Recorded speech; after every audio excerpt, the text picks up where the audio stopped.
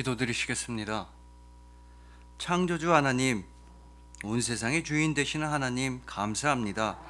오직 주님만 소망합니다. 주님을 더 알기를 소망하며 주님을 더 알리기를 소망합니다. 우리를 찾아와 주시고 직접 만나 주시니 참으로 감사합니다. 영광의 왕 우리 주님 예수 그리스도의 이름으로 기도합니다. 아멘. 오늘은 누구인가? 라는 말씀으로 주님의 은혜를 함께 나누도록 하시겠습니다. 여러분, 오늘 설교의 제목이 누구인가인데 저는 이 누구인가 라는 말을 들으면 두 번째로 생각나는 사람이 있습니다. 바로 궁예입니다. 드라마 태조왕건의 궁예가 저는 두 번째로 생각납니다. 이 궁예는요, 원래 처음에는 멀쩡했는데 나중에는 제정신이 아니게 됩니다. 자기가 관심법을 쓴다면서 사람들 마음을 다 알 수 있다고 하면서 너희 생각들을 다 알 수 있다고 하면서 모든 신하들을 다 불러 모아놓고 관심법을 펼치기 시작합니다. 근데 그때 한 신하가 콜록콜록 기침을 하는 것이었습니다. 그러자 궁예는 누구인가? 누가 기침 소리를 내었어? 아주 마구니가 꼈다. 저자의 머릿속에 마구니가 잔뜩 끼었다. 이러면서 기침 좀 했다고 그 불쌍한 신하를 철퇴로 때려 죽였습니다. 이처럼 궁예의 누구인가라는 말은 정말로 악독한 말이었습니다. 하지만 이 누구인가라는 말을 들었을 때 두 번째로 생각나는 사람이 궁예였고 가장 먼저 떠오르는 건 바로 오늘 본문 3절 말씀입니다. 여호와의 산에 오를 자가 누구며 그의 거룩한 곳에 설 자가 누구인가? 여러분, 누구이겠습니까? 바로 여러분들입니다. 하나님의 산에 기쁘게 올라가며 하나님과 언제나 함께 하시는 여러분들을 향한 주님의 복된 말씀인 것입니다. 여러분, 오늘 본문 말씀은 궁예와 같은 죽음의 길이 아니라 생명의 길을 우리에게 보여줍니다. 오늘 본문 5절 말씀처럼 하나님께 복을 받고 구원의 하나님께 의롭다함을 받게 되는 그 아름다운 길을 오늘 본문은 우리에게 알려줍니다. 왜냐하면요, 오늘 본문은 누구인지를 정확하게 말씀하고 있기 때문입니다.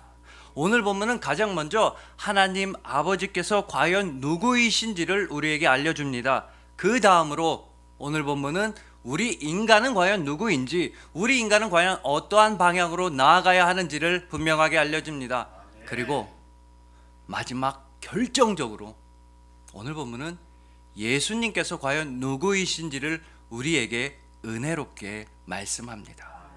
오늘 허락하신 이 예배를 통해서 하나님을 진정으로 깨달아 가시고 나 자신을 알아가시는 우리 모두가 되기를 소망해 봅니다.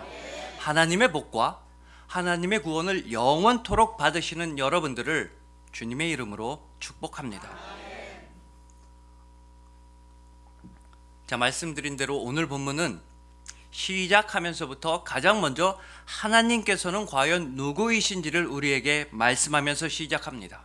하나님은 온 세상의 창조주이시자 하나님은 온 세상의 주인이십니다. 바로 오늘 본문 1절과 2절 말씀입니다. 땅과 거기에 충만한 것과 세계와 그 가운데에 사는 자들은 다 여호와의 것이로다. 여호와께서 그 터를 바다 위에 세우시며 강들 위에 건설하셨도다. 자, 여러분, 땅과 만물과 세계와 모든 사람들은 하나님의 것이다, 하나님의 소유라고 노래합니다. 그러면서 하나님께서는 이 세상에 터전을 세우셨는데 다름이 아니라 바로 바다 위에 세우셨다. 강물들 위에 이 세상의 터전을 건설하셨다는 것입니다. 정말 놀라운 말씀입니다. 여러분, 부부싸움은 칼로 물베기라는 말이 있습니다. 왜냐하면 우리는 아무리 해도 아무리 칼로 잘라봤자 물을 자를 수가 없기 때문입니다. 이렇게 우리는 물을 자르지도 못합니다. 물을 마음대로 하지 못합니다. 물 위에 바늘 하나 세우질 못합니다. 하지만 하나님 아버지께서는 바다 위에다가 세상을 지으시고 강물들 위에 그 기초 공사를 하셨다는 말씀인 것입니다. 다른 말로 하자면 오늘 본문을 노래한 다윗은 하나님의 창조 과정을 정확하게 알고 있었다는 뜻입니다. 하나님께서 천지를 창조하셨던 창세기 1장의 내용을 잘 알고 있었습니다. 하나님의 창조와 하나님의 능력과 하나님께서 어떤 분이신지를 다윗은 정확하게 알았던 것입니다. 창세기 1장을 보면 하나님께서는 물에게 물 한테 명령을 하십니다. 궁창 아래의 물과 궁창 위의 물을 만드시고 천하의 모든 물을 한 곳으로 보내셔서 바다를 만드셨습니다. 또한 하나님은 애굽의 홍해를 가르셨고 요단 강물을 멈추게도 하셨던 분입니다. 하나님은 물을 자유자재로 다루시고 또한 세상의 모든 것들은 하나님의 뜻에 의해서 움직입니다. 그러니까 물 위에 세상을 만드셨다는 오늘 본문 1절과 2절 말씀은 하나님께서는 온 세상의 창조주이시며 그렇기 때문에 하나님은 온 세상의 주인이 되신다는 선포의 말씀인 것입니다. 즉 하나님께서 과연 누구이신지를 고백하며 오늘 본문은 시작하는 것입니다. 하나님의 영광과 능력과 하나님의 그 위엄을 찬양하는 말씀이 바로 오늘 본문의 출발점이었습니다. 여러분, 오늘 본문처럼 우리의 삶도 시작해야 합니다. 하나님이 누구시며 하나님의 영광을 찬양하는 것으로 우리의 삶을 시작해야 합니다. 마치 신앙 고백으로 예배를 시작하듯이 우리의 삶도 하나님을 고백하면서 출발해야만 하는 것입니다. 하나님이 어떤 분이신지에 대한 깨달음으로부터 시작한 오늘 본문은 그런 다음에야 하나님이 어떤 분이신지를 고백한 다음에야 우리 인간에 대한 통찰로 넘어가는 것입니다. 창조주이신 하나님, 만물의 주인 되시는 하나님을 찬송했던 1절과 2절 다음에 등장하는 오늘 본문 3절입니다. 여호와의 산에 오를 자가 누구며 그의 거룩한 곳에 설 자가 누구인가. 이렇게 하나님 다음에야 우리 인간에 대한 통찰을 시작하는 것입니다. 여러분, 반드시 기억하십시오. 하나님이 먼저이시고 그 다음이 우리 인간입니다. 하나님을 아는 것이 가장 먼저이고 그런 다음에야 우리 인간이 마땅히 나아가야 할 길을 찾을 수가 있는 것입니다. 오직 하나님만이 우리의 빛이 되시며 하나님만이 우리의 길이 되어주시기 때문입니다. 하나님은 우리의 창조주, 우리의 주인이십니다. 가장 우선은 하나님입니다. 그 다음이 우리입니다. 이런 순서는 우리 삶의 순서인 동시에 바로 우리 기도의 순서가 되어야 하는 것입니다. 기도는 무엇보다 주님의 말씀을 듣는 것입니다. 온 마음을 다하여서 주님의 음성에 귀를 기울이는 것이 기도입니다. 하지만 이런 기도는 우리에겐 익숙하지 않을 수도 있습니다. 우리는 기도를 바로 우리가 주도한다고 생각합니다. 기도는 내가 하는 것이고 기도는 내가 말하는 것이며 하나님은 그저 듣는 역할만 하신다고 그렇게 기도에 대해서 오해할 때가 있습니다. 하지만 여러분, 그렇지 않습니다. 주님이 먼저이고 말씀이 먼저입니다. 피터슨 목사님에 따르자면 기도는 말씀의 세계로 들어가는 일입니다. 오늘 본문 1절과 2절을 보십시오. 하나님께서 말씀으로 천지를 창조하시고 하나님께서 말씀으로 우리를 빚으시고 그 말씀 안에서 모든 만물이 하나님의 소유가 되는 것이 가장 먼저였습니다. 이처럼 우리는 하나님의 말씀에 의해서 지음받았으며 또한 우리는 하나님의 말씀을 향해서 지음받았습니다. 말씀에 의해서 또 말씀을 향해서, 이것이 우리 삶의 순서이자 우리 기도의 순서일 수밖에는 없는 것입니다. 오직 주님의 말씀만이 우리의 시작점이자 우리의 영원한 목표가 되는 것입니다. 그래서 때론 우리의 삶과 우리의 기도는 주님의 말씀을 향한 응답이 되어야 할 필요가 있습니다. 영원전부터 계시고 지금도 계시고 앞으로도 영원히 계실 주님의 말씀을 향한 우리의 응답과 우리의 순종이 바로 우리의 기도가 되어야 할 것입니다. 그때 하나님께서도 응답하여 주십니다. 주님의 말씀과 우리의 응답과 주님의 응답이 아름답게 어우러지는 모습이 바로 기도입니다. 주님과 내가 아름답게 주고받는 대화가 바로 우리의 삶이어야 합니다. 즉 우리 삶은 온통 주님의 말씀으로만 가득해야 한다는 것입니다. 우리의 기도 또한 주님의 말씀으로 가득해야 합니다. 다른 말로는요, 우리의 삶과 기도는 오직 예수 그리스도로 가득해야 한다는 뜻입니다.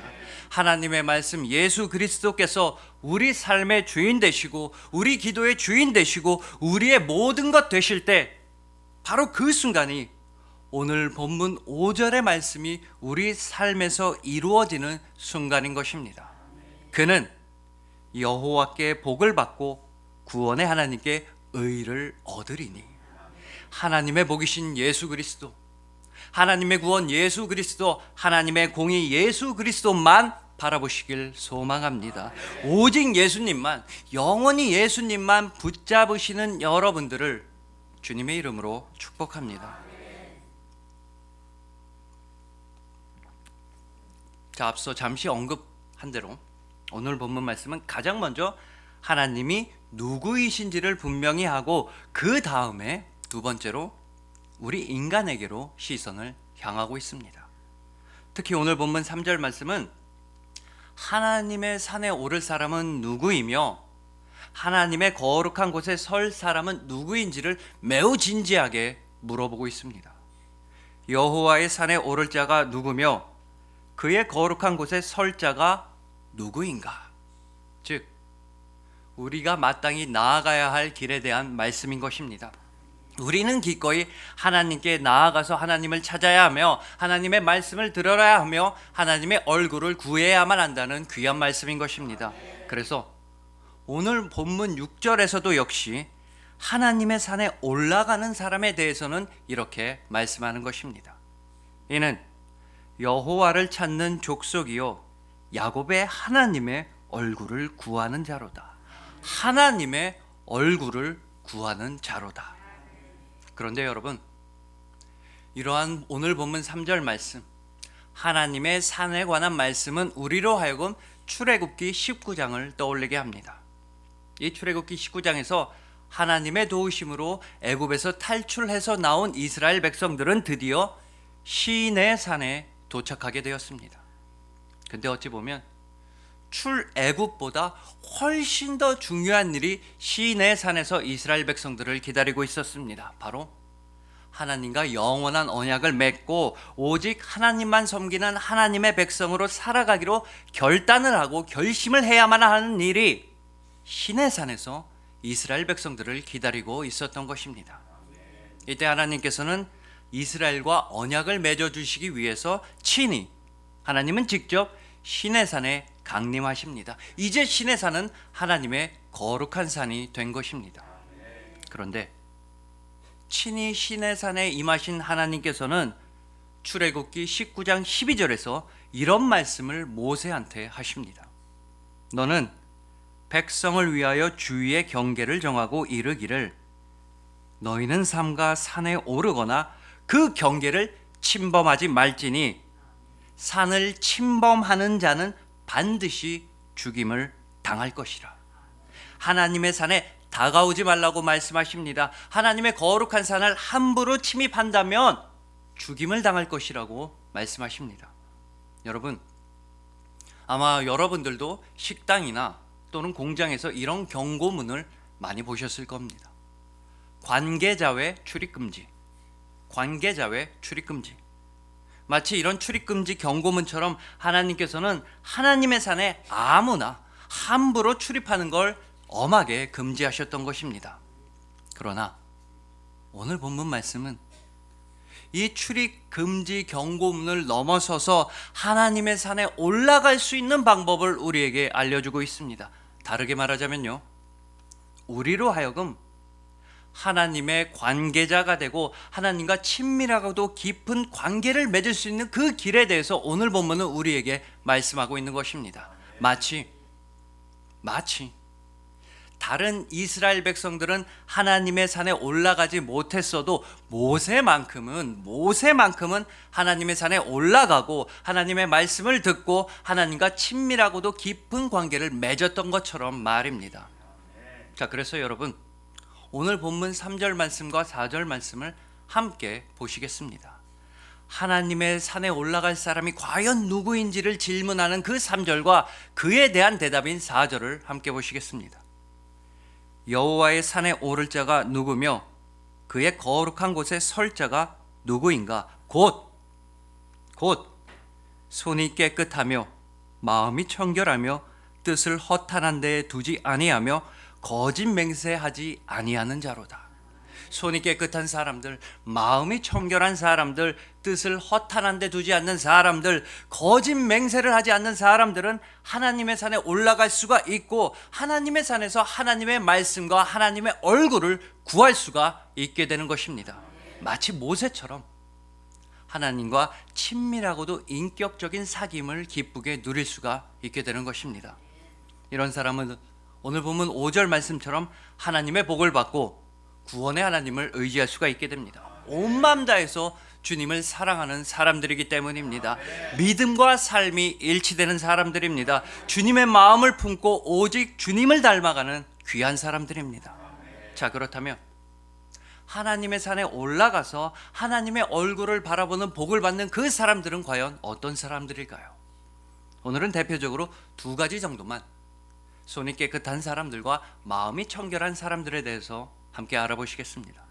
자, 우선 오늘 본문이 말씀하는 손이 깨끗한 사람들은 누구겠습니까?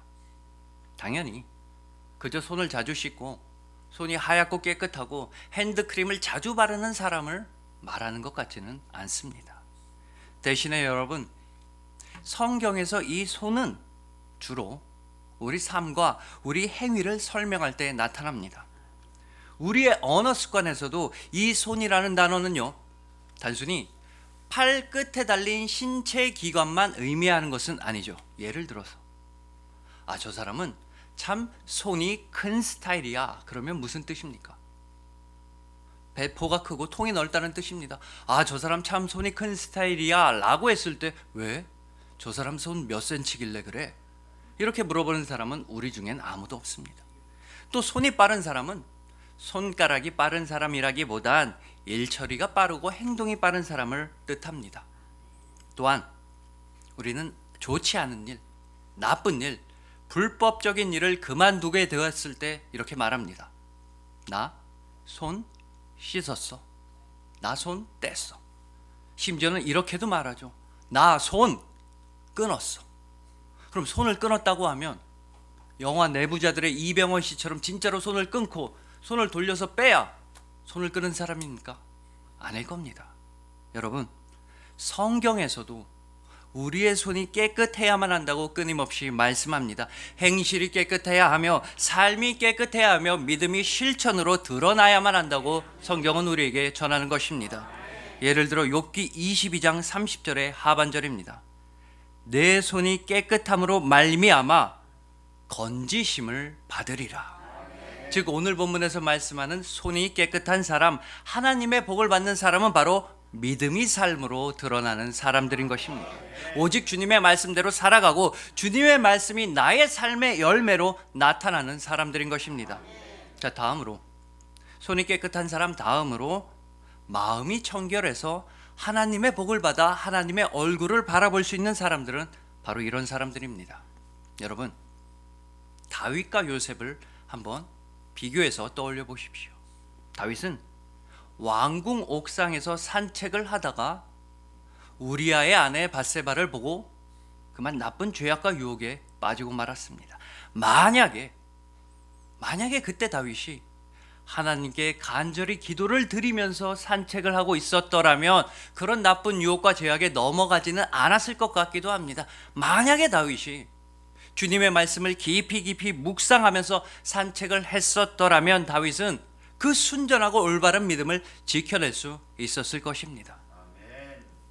반대로 요셉은 어떠했습니까? 주인이었던 보디발의 아내가 끊임없이 요셉을 유혹해도 요셉은 넘어가질 않았습니다. 여러 가지 정황상 아주 젊은 나이 이제 아주 천한 신분의 요셉이 거부하기 어려운 유혹이었음에도 불구하고 요셉은 나쁜 짓을 저지르질 않았습니다. 그 악한 유혹을 물리치면서 요셉은 창세기 39장 9절에서 고백합니다. 내가 어찌 이 큰 악을 행하여 하나님께 죄를 지으리까. 요셉은 이처럼 언제나 하나님 앞에서 살아가는 사람이었습니다. 하나님께서는 영원히 나와 함께 하신다, 그런 굳은 믿음이 있었던 사람이 요셉이었고, 요셉의 그 아름다운 믿음은 그의 삶을 통해서 분명히 증명되었던 것입니다. 즉 요셉의 마음이 청결할 수 있었던 이유는 요셉의 그 마음속에 말씀과 기도가 가득했기 때문이었습니다. 요셉은 오직 하나님 한 분뿐인 사람이었습니다. 여러분, 이처럼 마음이 청결한 사람은 마음이 하나님으로 가득한 사람입니다. 영혼 안에 말씀과 기도가 가득한 사람이 마음이 청결합니다. 이렇게 청결한 마음을 가진 귀한 사람들을 향해서 예수님께서는 말씀하십니다. 마태복음 5장 8절입니다. 마음이 청결한 자는 복이 있나니 그들이 하나님을 볼 것이며. 오늘 본문 말씀과 정확히 일치하는 말씀입니다. 그리고 오늘 본문 5절 말씀은 마음이 청결한 자들에 대해서 이렇게 말씀합니다. 그는 여호와께 복을 받고 구원의 하나님께 의를 얻으리니.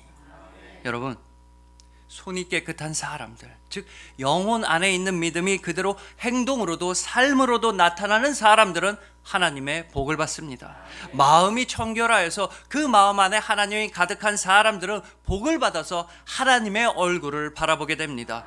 그리고 그런 사람들은 과연 누구이겠습니까? 저는 확신합니다. 바로 여러분들입니다. 성령님께서 여러분들의 마음을 주장하시고, 성령님께서 여러분들의 삶을 인도하시고, 성령님께서 여러분을 도우시고, 성령님께서 친히 여러분들을 위하여 말할 수 없는 탄식으로 간구하시기 때문에 여러분들은 깨끗한 손과 청결한 마음을 지니게 되신 것입니다.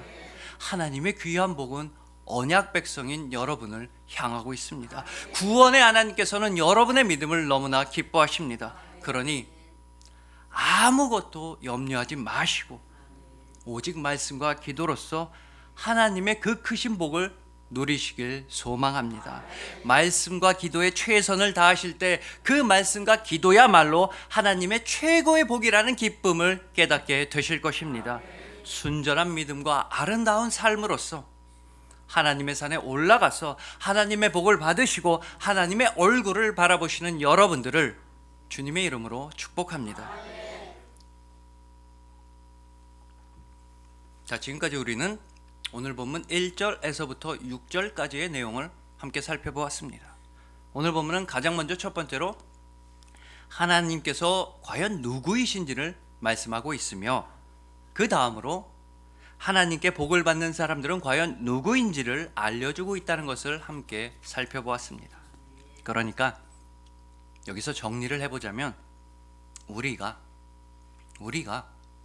창조주이시자 주인 되시는 하나님의 산에 담대하게 올라가서 우리가 하나님의 말씀을 듣고 우리가 하나님의 복을 받아야 한다라는 것이 오늘 본문 1절에서부터 6절까지의 내용이었던 것입니다.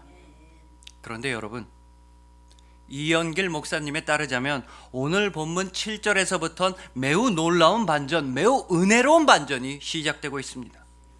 문들아 너희 머리를 들지어다. 영원한 문들아 들릴지어다. 영광의 왕이 들어가시리로다.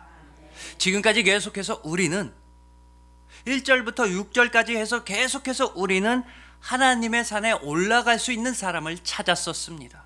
우리 인간이 바로 우리가 하나님의 산에 나아가는 방법에 대해서 연구했었던 것입니다. 그런데 갑자기 오늘 본문 7절 말씀은 하나님께서 우리를 찾아오신다는 말씀인 것입니다. 은혜로운 반전이 7절에서부터 10절까지 계속해서 이어지고 있습니다.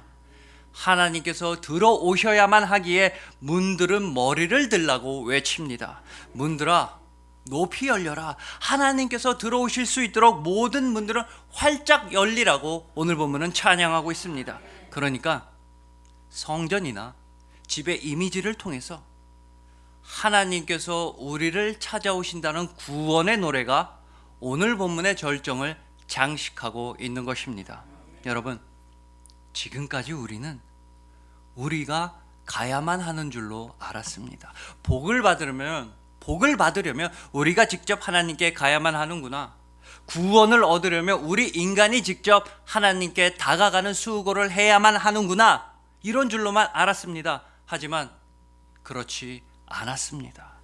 우리가 하나님께 나아가는 것이 아니라 하나님께서 먼저 우리에게 다가오셨습니다. 우리가 하나님을 찾아서 슬피 헤매는 것이 아니라 하나님께서 우리를 먼저 찾아오셨던 것입니다. 우리를 찾아오신 하나님, 바로 예수님이십니다.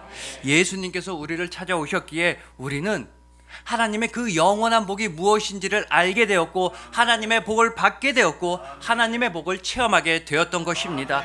예수 그리스도께서 우리에게 먼저 다가오셨기에 우리는 영원한 생명과 영원한 구원을 분명하게 깨달을 수가 있었던 것입니다. 오직 예수님께서 우리를 먼저 사랑하시고 우리를 영원히 사랑하시기 때문입니다. 자, 그렇다면 여러분, 오늘 본문에서 다윗이 목 놓아 불러 외치는 그 문들은 무엇이겠습니까? 문들아 열려라. 문들아 높이 열리고 활짝 열려라. 하나님께서 들어오실 수 있도록 높이 열리라는 그 문들, 더군다나 영원한 문이라고 부르는 그 문들은 과연 무엇이겠습니까? 바로 우리 영혼의 문입니다. 주님을 모실 수 있도록 활짝 열려야만 하는 문은 우리 영혼의 문이며 우리 삶의 문인 것입니다. 여러분, 저에게는 평생 소원이 하나 있습니다. 진짜로 궁금한 게 하나 있고 진짜로 알고 싶은 게 하나 있습니다. 바로 하나님의 말씀, 성경 말씀의 참된 의미입니다. 왜냐하면 이 날이 가면 갈수록 나는 성경에 대해 아무것도 모르는구나 라는 생각이 들기 때문입니다. 말씀을 묵상하면 할수록 나는 진짜 성경을 진짜 모른다, 아는 게 없다, 나는 아직도 멀었다 라는 생각만 들기 때문입니다. 그래서 한 번은 이런 생각도 해봤습니다. 나중에 천국에 가서 예수님한테 다 물어봐야겠다. 궁금한 거 예수님께 다 물어봐야겠다. 모세 선생님 붙들고 한번 물어봐야지, 사도 바울 선생님 붙잡고서 로마서 강해 좀 해주세요 라고 말해야지, 저자직강 직독직해 한번 들어보고 싶다. 그런데 한편으로는 또 나중에 천국에 가면 그때에는 모든 것을 다 알 수 있는 것 같기도 하는 겁니다. 고린도전서 13장 12절 말씀에 따르면 그때에는 온전한 지식과 온전한 지혜와 온전한 깨달음이 가득할 것 같기도 하는 겁니다. 그렇다고 여러분, 그냥 마냥 손 놓고 기다리고 있을 수만은 없지 않습니까? 물론 이 땅에선 주님의 말씀을 완전하게 알 수는 없습니다. 그건 우리한테 허용된 일은 아닙니다. 그래도 그렇다 할지라도 조금이라도 더 주님의 말씀을 더 알고 싶은 겁니다. 조금이라도 더 예수님 닮아가고 조금이라도 더 예수님처럼 살고 싶은 겁니다. 그래서 저는 읽고 듣습니다. 말씀을 읽고 말씀을 듣습니다. 또 책을 읽습니다. 신학자들의 책을 읽고 목사님들의 책을 읽습니다. 그리고 또 읽습니다. 이전과는 다르게 오로지 말씀을 더 알기 위해서, 말씀을 더 알리기 위해서 다른 분야의 책들도 읽습니다. 시와 소설을 읽고 인문학과 사회과학 서적들을 읽습니다. 그래서 저는 영화도 봅니다. 심지어 TV도 봅니다. 예전에는요, TV를 거의 안 봤었습니다. 사랑이 뭐길래나 마지막 승부나 태조 왕건 이후로는 TV나 드라마를 재밌게 본 기억은 없지만은 이제는 그래도 TV를 좀 봅니다. 왜냐? 말씀을 더 잘 알리기 위해서 봅니다. 예전에는 미학적 견지나 예술적 관점에서 영화를 봤다고 한다면 이제는 오직 말씀을 더 잘 알기 위해서 봅니다. 오직 조금이라도 말씀을 더 알고 싶어서, 오직 조금이라도 말씀을 더 진하게 알리고 싶어서 저는 읽고 또 봅니다. 이런 식으로 삶의 모든 자리에서 예수님을 찾습니다. 만나는 모든 사람들에게서 하나님의 형상을 보려고 애를 씁니다. 하나님의 창조 세계 안에서 예수님을 느껴보려고 노력합니다. 여러분, 그 모든 곳은 주님이 계십니다. 여호와 삼마 하나님께서 모든 곳에 미리 가 계십니다. 그저 우리 영혼의 문을 열고 그저 우리 영혼의 눈과 귀를 열기만 하면 됩니다. 그때 주님이 찾아오십니다. 오직 주님만 소망할 때, 이런 표현이 맞는지는 모르겠습니다. 오직 주님만 소망할 때 주님께서 모든 시간과 모든 장소에서 주님께서는 저에게 침투해 들어오십니다. 주님께서 저를 엄습하십니다. 생각지도 못한 순간에 주님을 마주치게 되고 생각지도 못했던 순간에 주님을 체험하게 되고 결국에 저는 무릎을 꿇게 되는 것입니다. 그런 순간에 다시 한번 깨닫게 되는 말씀은 이것뿐이었습니다. 무릎을 꿇고 깨닫게 되는 그 진리는 다시 이것 하나뿐이었습니다. 그건 바로 예수님은 여러분을 사랑하십니다. 예수님은 진짜로 여러분을 사랑하십니다. 이것이 오늘 본문의 결론이자 예수님은 누구이신지에 대한 선포이자 제가 평생토록 전할 유일한 고백인 것입니다. 예수님은 여러분을 사랑하십니다. 그러니 부디 영혼의 문, 그 마음의 문을 활짝 여시길 소망합니다. 소리 높여 주님을 찬양하시길 소망합니다. 문들아 들릴지어다 영광의 왕이 들어가시리로다. 영광의 왕 예수 그리스도께서 우리를 찾아오셨습니다. 아멘. 그리하여 창조주이시자 주인 되시는 하나님을 분명히 아시는 여러분들, 하나님의 복을 받으시는 여러분들, 손이 깨끗하며 마음이 청결하신 여러분들, 영혼의 문을 열어서 그 영혼 안에 그리스도 예수의 사랑으로 가득하신 여러분들을 진심으로 사랑하고 축복합니다. 기도드리시겠습니다. 창조주 하나님, 세상의 주인 되시는 하나님, 감사합니다. 오직 주님을 깨달아 알게 하시고 주님의 은혜와 구원을 체험하게 하시고 주님의 말씀 하나로 살아가게 하시니 참으로 감사합니다. 내가 아니라 주님이 가장 먼저였으며 아멘. 내 계산이 아니라 주님의 말씀이 가장 우선이었음을 아멘. 이 시간 감사함으로 고백합니다. 아멘. 주님의 말씀에 의해서 살아가고 아멘. 주님의 말씀을 향해서 나아가겠습니다. 아멘. 우리를 찾아오신 귀하신 하나님의 말씀, 하나님의 구원, 오직 예수 그리스도만 사랑하겠습니다. 아멘. 영광의 왕 우리 주님 예수 그리스도의 이름으로 기도합니다. 아멘. 아멘.